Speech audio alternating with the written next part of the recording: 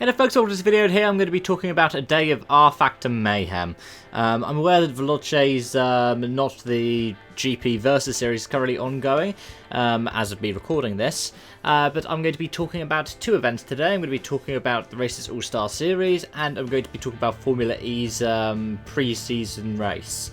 Formula E are doing their Race at Home challenge, which is this kind of elimination style event using the licensed tracks that they have in rFactor as well as the Gen 2 cars. And the race is continuing with their All-Star Series, the Legends Trophy. So I'm going to be talking about, well, both of those. Let's start off with the Formula E one, because that's the newest one. That was around Monaco. It was an elimination format, which I don't know whether or not that worked particularly well. And of course there were technical issues in the way it was running. There was lots of lag, some of the drivers kept getting disconnected from calls, but people didn't get disconnected from the races. And even better, they had, 21 out of 24 drivers for the actual race itself.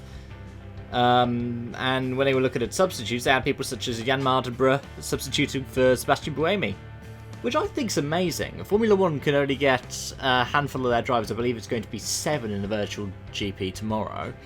And of course some of the teams will be putting up, like, for example, their reserve drivers, like Haas do. But I'd love to see, like, Roman Grosjean, who's just got a simulator, in the virtual GP. And, well, Formula E managed to do it quite well with this Race at Home challenge. I enjoyed watching the first bit, which was the kind of more influencer race with people like Mike Chanel from Outside Xbox, as well as Jeremy Broadbent, Super GT. That was quite enjoyable. At the same time, both of them, I believe, had 25% damage, which I think is what the race are using now, which was quite cool, apart from the fact that it meant that people knew that they were like, oh, we're able to push it a bit more here and have a bit more of a punt here. So, like, Stoffel Van Dorn in the Formula E race was just bouncing off the walls.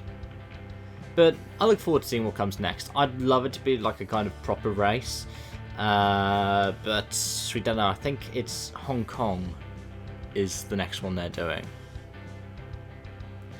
But yeah, the races event. And in the actual All-Star Series, Jajovski got second win in the row. I believe the first time somebody's won 2 in a row in the 6 weeks they've been doing it, and given this is the second or the third week for the actual series itself, puts Jajovski in good stead going into the final round. Again, it was Wisniewski in second and Brzezinski in third.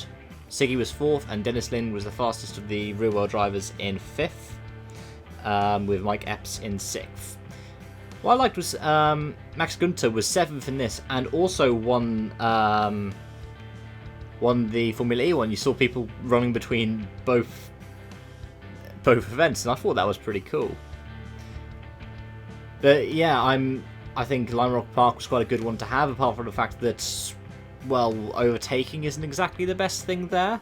I mean, you can see me in the background doing some attempting at doing some hot lapping, and yeah, it's not exactly the easiest one to overtake, as we saw with the Legends trophy itself. Magnussen got a win from Jenson Button. Yeah, the 2 race winners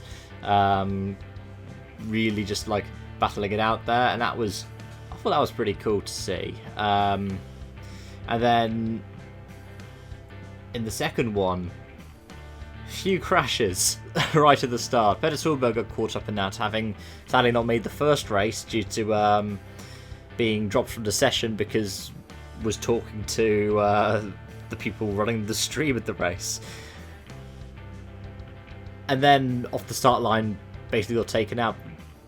That was weird to see. There were a lot more crashes this time. I mean, we saw Jenson Button in the second race get into a crash with, I believe, Darren Turner tried to overtake, and it was a pretty much Leicester flag win for Juan-Pablo Montoya, starting second on the grid alongside Solberg. And yeah, I found it really fun. I really enjoy the Legend Trophy. I think the thing is that that's the kind of USP for this event, is people love it for the for particularly that, and that's cool. I mean, that's the main reason I watch it. But I like how they've experimented with the format a bit more for these next few events. Can't wait to see what's in the final one. I hope you'll stick around. I'll be talking about such events as the Virtual GP tomorrow, and I believe there's a World Rallycross event, which I'll be talking about as well. Thank you so much for watching, and I hope to see you again soon. Bye-bye for now.